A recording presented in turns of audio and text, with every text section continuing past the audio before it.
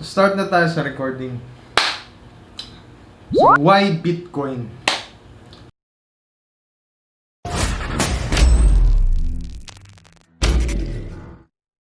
So ano bang pumapasok sa utak natin kapag narinig natin yung salitang Bitcoin? Kasi ito yung first cryptocurrency na currently changing our perspective in terms of financial economy. Bitcoin is a digital asset. Pero kapag layman ka, in layman's term, when they hear the word Bitcoin, it's like, in their mind, it's like trading. On the other hand, conservative people, kapag narinig nila itong salitang Bitcoin, they would see it as a scam. And for programmers, Bitcoin is very unique.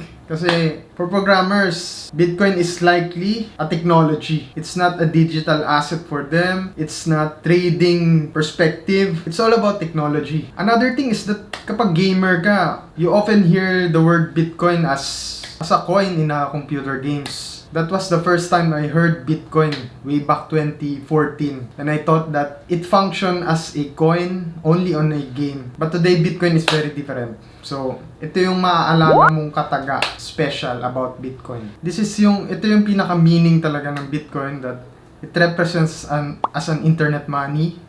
It represents as the first blockchain technology, cashless society, and lastly, as a digital asset.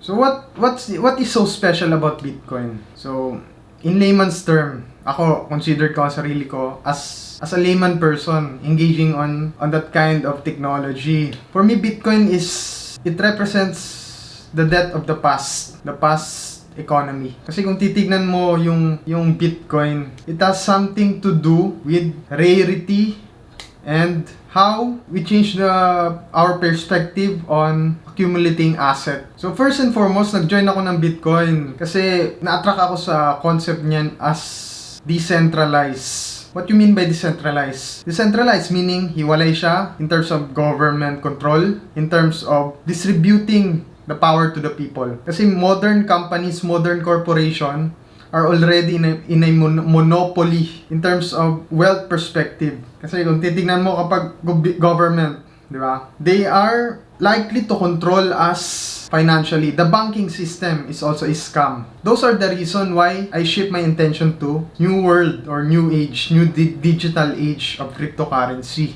So for me, I want to end that kind of scam. Gusto kong matapos yung scam na ginagawa ng mas makapangyarihan sa atin. Sino ba yung mas makapangyarihan sa atin? Those who control us financially. Corporations, government, entities, banking. We want our money. So balik tayo dun sa concept ko kanina na kapag tinanong mo yung ibang tao, what is Bitcoin? Especially the conservative people, they will reply to you that Bitcoin was the first internet scam in the world of financial perspective, but I'd considered them wrong for some reasons.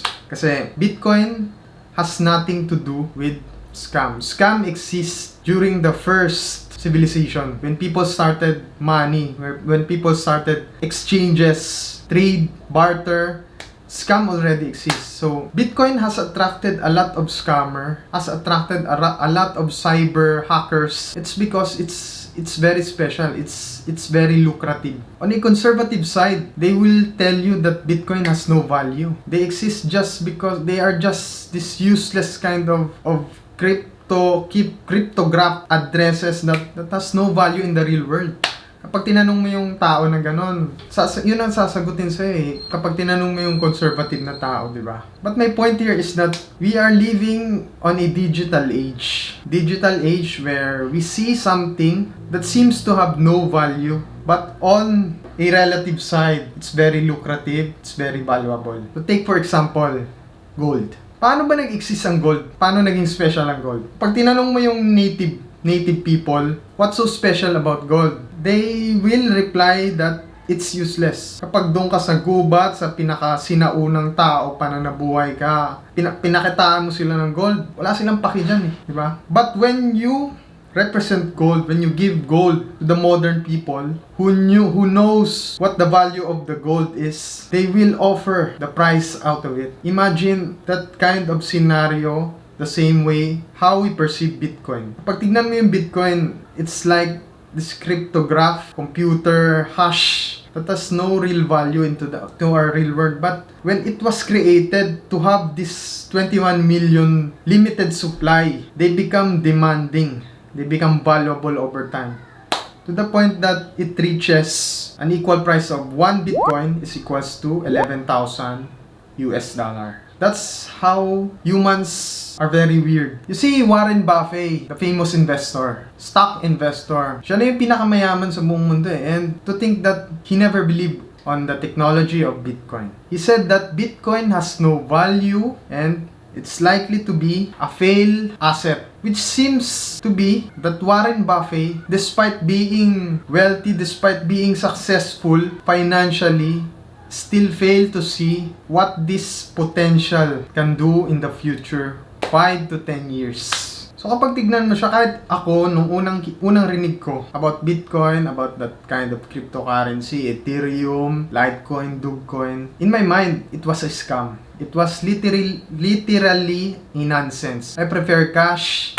I prefer the fiat currency. But up until I developed more experience in terms of barter trading, I realized that Bitcoin is just similar to gold, to fiat currency, to any asset that we considered nonsense but became valuable to us. So take for example, a Rolex or a Starbucks. A Starbucks coffee, when you see a single Starbucks and a typical coffee, which do you think is the most expensive? Diba dun sa yung Starbucks? Kasi nabigyan na natin siya ng demand, nabigyan na natin siya ng value as civilization, how we treat brands to become valuable over time. That's how we see Rolex. So ako, nabigyan ako ng Rolex father ko nung kamakailan lang, last 2 months ago. Then I don't see the value of it. Kasi pag tinignan mo siya, hindi gumagana, sira. But in my mind, what's so valuable is that kapag nakita ko ng relo na gumagana and it's likely to be digital or more functioning, that's how I see things as valuable. But on to other people who see the value of that thing despite not working at all, despite that watch would not move at all, they see it as valuable because it was a white gold. Nung nakita ko yun, parang sabi nila, sa tingin ko nun, yung price range nun, nandiyan lang sa 20,000, 30,000. But I was shocked to know that that Rolex would cost $18,000 or 1 million pesos. Which is very weird. Dun na-realize ko na kahit pala yung utot ni Sir Albert Einstein, the famous physicist, the famous scientist, yung utot niya kapag tinago mo yun sa isang cellophane, na-preserve mo ng almost 90 years until it has existed today, it would price for $1 million. Merong weird na tao na bibilin yun for that kind of bid offer. Because they see that even the fart of Albert Einstein can be priced, can be very demanding. You see the logic? You see the logic of Bitcoin. So balik tayo doon sa pinaka-unang civilization. The first humans who were engaged on trade, barter, the barter system. Ano ba yung tinitrade nila? Kapag bibili ka ng tinapay, bibili ka ng isang pagkain, papalitan ka nila ng isang tupa. Bibili ka ng isang kambing, ipapalit 5 manok. Ganun yung sinaunang barter system. But things had changed. Our economy had evolved to the point that we barter based on fiat currency. Who invented fiat currency? To think that this physical cash has a value is to think that it is still useless at all. Kapag pinakita mo yung fiat cash, meron kang $1,000 na papel or 1,000 pesos na papel, pinakita mo ito sa isang nitibo na tao na walang kaalam-alam sa modern economy natin, tatawanan ka. Susunugin niya yung papel, gagawin niyang panggatong. Yun yung best case scenario na mangyayari. Kasi they see it as useless, they see it as invaluable. That's how Bitcoin works. To think that Bitcoin is very useless today, but on the future perspective, when people are allured to this concept that it has something to do with rarity, with cashless society, Bitcoin will emerge as a powerhouse, power currency, power digital asset. You see the logic. Papel na pera, useless lang yan eh. Kung ako netibo na tao, titignan ko, papel na pera, useless. Bigyan mo ako ng gold, useless. Bigyan mo ako ng Bitcoin, mas lalong useless. But in the modern economy, we see it something weird, something special. Crude oil. Another example is crude oil. So, nung pinakaunang panahon nila Jesus siguro. What's the use of crude oil? None. Zero. They had zero value. Despite being very abundant in Middle East, kapag lalakad ka, may makikita kang crude oil. Nung sa mga panahon nila Jesus Christ or nila Magellan, it's very useless. But today, how we see crude oil is something rare, something special, that for one moment at a time, it became very demanding that the whole Middle East country became so rich and powerful economically. That's how economic works. That's how Bitcoin can change and revolutionize the currency of the future. Pag nag-aaral ka ng economics, you see that how business works is based on supply and demand. When there is an abundant supply, there will be a lesser demand. Kapag naman maliit yung supply mo, then you have this kind of large demand, the price shoot up. So, ang nangyari kasi sa Bitcoin is that it was created during 2009, after the financial crisis. It was created by Satoshi Nakamoto. It was a pseudonym. He created Bitcoin.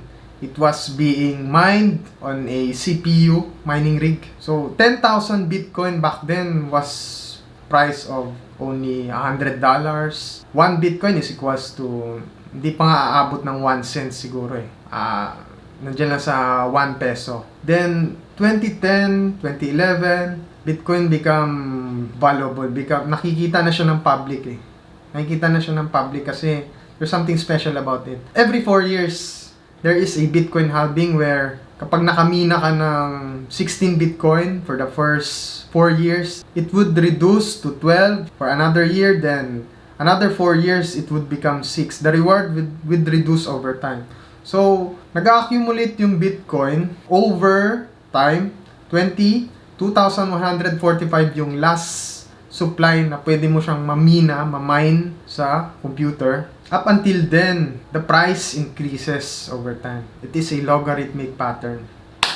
So, no one knows how it would change. So, doon na tayo sa technical perspective or fundamental na lang pala. So, what's so special about Bitcoin is that this is the reason why Bitcoin can change or revolutionize the future. It's because of this argument.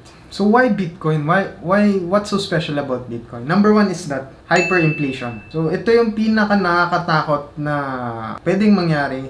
Although, mas nakakatakot yung deflationary economy. Hyperinflation could make an entire nation collapse. Take for example Venezuela. Venezuela is very hyperinflated country where you became a billionaire that couldn't afford a single bread. Billionaire ka. Sige, sa'yo na lahat ng pera. Pero, anong mabibili mo sa pera na yon? 100 million bolivar. Venezuela bolivar would only cost 1 bread, I think. That's how hyperinflation works. So, in a hyperinflationary economy, when everything shoot ups, nawalan na ng value yung price mo na dati nakakabili ka lang ng 1 peso candy. Yung isang candy na yon would worth 1,000 pesos candy. So, could you imagine that? What could hedge this kind of economy? Cryptocurrency, especially Bitcoin. Kasi Bitcoin is designed to be deflationary, wherein its value or its price increases over time based on the logarithmic scale. Pero yung supply niya is only 21 million eh. So, it could hedge a hyperinflationary government.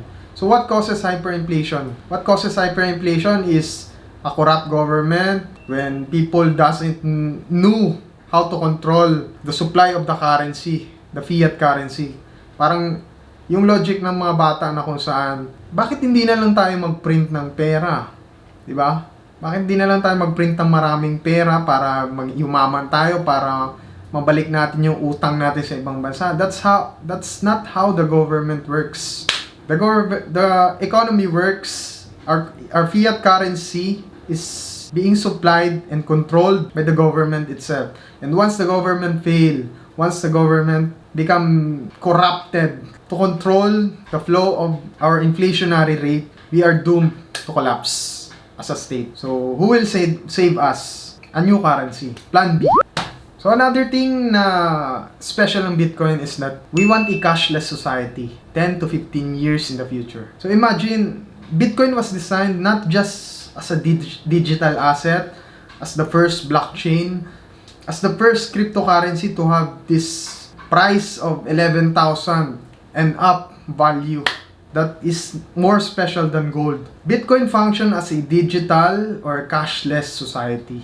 So, sinong gustong tao na magbubuhat ng coins? Sinong gusto ng tao na may dala-dala pa silang mga papel sa bulsa nila na napakabigat kung tutusin, di ba?